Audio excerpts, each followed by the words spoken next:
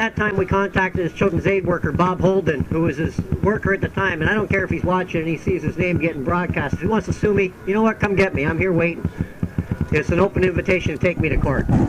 I contacted him. I told him, send this child back to Ontario. We're more than willing to take care of him here. My wife and I were not a party to the Crown Wardship hearing in Alberta. He was abused by his father in Calgary, Alberta. They had taken him away. They put him in the CAS out there in the system, and he was in there since 2001. In 2007, when we found out about it, we offered to do a parental capacity assessment at our expense. We offered to do the expense of transporting this child here, going to Calgary to get him. The worker's response to us immediately on the phone was, placement is never going to be an option. He's in my care now, and that's the way it's staying. You're not allowed any contact with him. Emails will be allowed, but you're not allowed to reveal your email address. You're not allowed to give any personal information about yourselves to him, so he cannot be in contact with you. All emails will be pre-screened and read, and they will be blocking out whatever they don't want him to see. When we sent them an email, we told them we had tickets to a Toronto Maple Leafs game. We didn't say which game or which date it was, and that we were going to be at the Air Canada Centre for that game. They took it upon themselves to screen that out and said that's too much information for him to know. How is this too much information to know for a 15-year-old who's in Calgary, Alberta? It's not possible. It's not like the child is going to know which game we were at. But yet they allowed it to be left in that we said we had season tickets to Marineland and we go there all the time. This basically tells them where we're living practically. We said we live close by the canal. We see it every day in St. Catharines. They left that information in. And when I spoke to the worker, I told him, I want this child in Ontario. He said, it's not going to happen. I said, make no mistake about it. By the end of 2007, this child will be in my care. I said, remember these 3 words, I never lose. And I didn't quit. By the end of 2007, that child was in my home. On December 30th, he showed up at my door at 7:30 in the morning. We immediately contacted the Children's Aid in Alberta and the Calgary Police Service. Contacted them, informed them where this child was. They sent out the Children's Aid here in Niagara to our home. We cooperated with them voluntarily for 6 months. They made promises to this child that he was going to have his hip surgery, that he was in so badly need of since 2002. But in Calgary, they kept denying him the rights to that medical treatment, stating it's not in his best interest. How can you tell me in 2002, when the child is going to be 11 or 12 years old at that time, that a hip surgery is not in the child's best interest if he's walking with a severe limp and his hip keeps growing higher and higher into his rib cage? The kid is not walking normal. Don't tell me that is not abuse by the CAS. That's neglect and child abuse by their part, yet they call us the bad parents. I'm sorry, but that is not acceptable.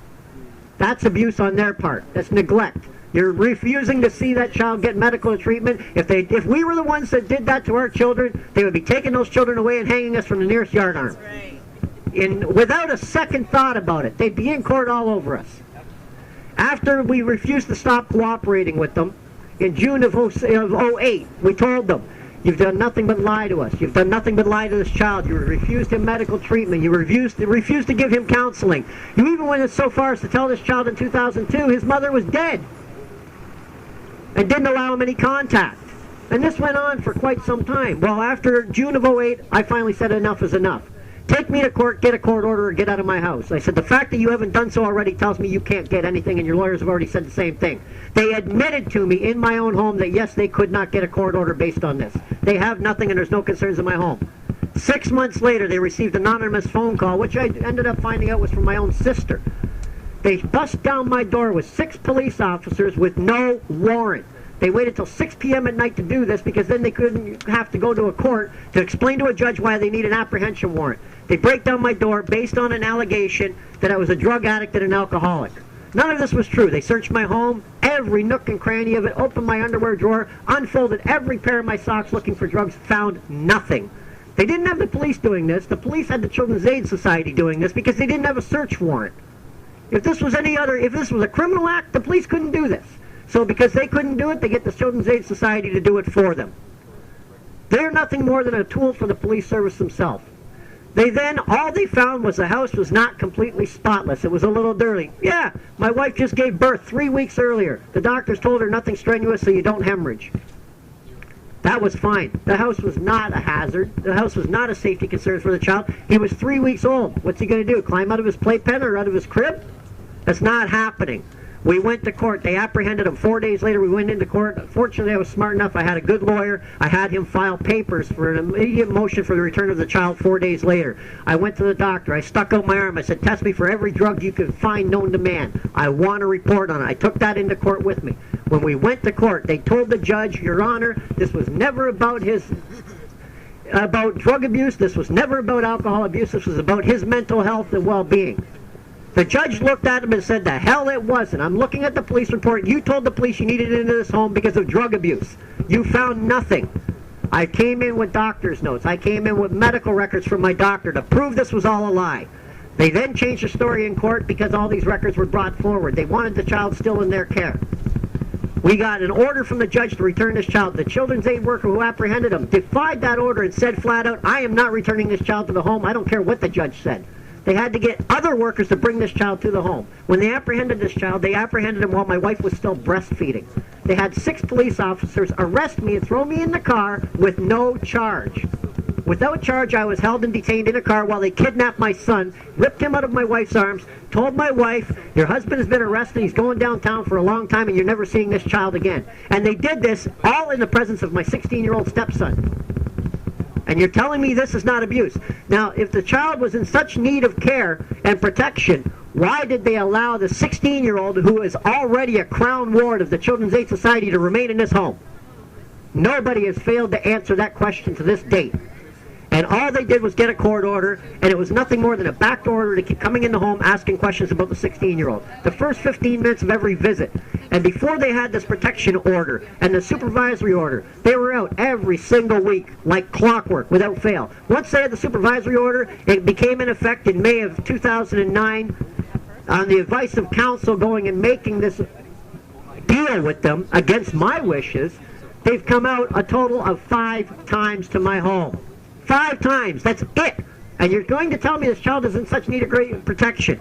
Now they're taking us back to court November 10th in Welland. We have to be back in court again. They're taking us to court stating that I'm a violent person, that this child's in great risk of emotional and physical harm because I threatened a children's aid worker. I told him, after the order is over and you show up at my house, I'm going to throw you out the door. You have no business being here. Well, they're now putting it in the order that they need another 6 months because I'm supposed to be so violent and aggressive towards them. But yet, at no time in their orders have they ever requested any anger management. Never. It's never been an issue. If I'm such a violent and aggressive person, why has this never been asked? Not once. They've never asked for parenting courses. They've never asked for anything other than the supervisory order of being able to come out unannounced whenever they want. Just to inspect my home. And that's it. Now they want another 6 months. Why? Because I told them after the 6 months is up, I'm not cooperating with them. You got no business coming to my house, and if you show up here, I'm throwing you out. I don't have to cooperate. There's no order in place. Just because the order's not there does not mean to you that the file is staying open. It's closed. And they're going to continue to do this. And still to this day, they come out. They ask questions about the 16-year-old Michael.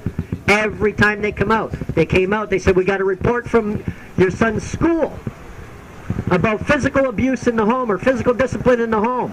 I said to them, is this a question about my 10-month-old, who's currently not in school because he's only 10 months, or is this a question about my 16-year-old? They said, well, it's a question in general we have to answer. I told them flat out, I'm not going to dignify that question with a response. You have no order on the 16-year-old. Either you ask questions about the 10-month-old or get out of my house because you're not here for him.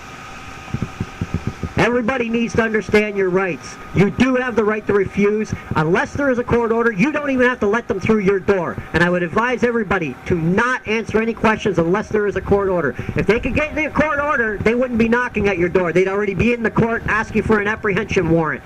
They said I was abused as a child in my home by my own parents, yet they apprehend my nephews from my own brother, who is caring for his children quite fine. His kids have special needs, and yet they put these children in my parents' home, where I was supposed to be so badly abused. And these are the people that are supposed to be protecting our children. There's something seriously wrong here. Everybody, keep up the good fight, keep signing them petitions, and make sure you're here for every single rally every year. Thank you.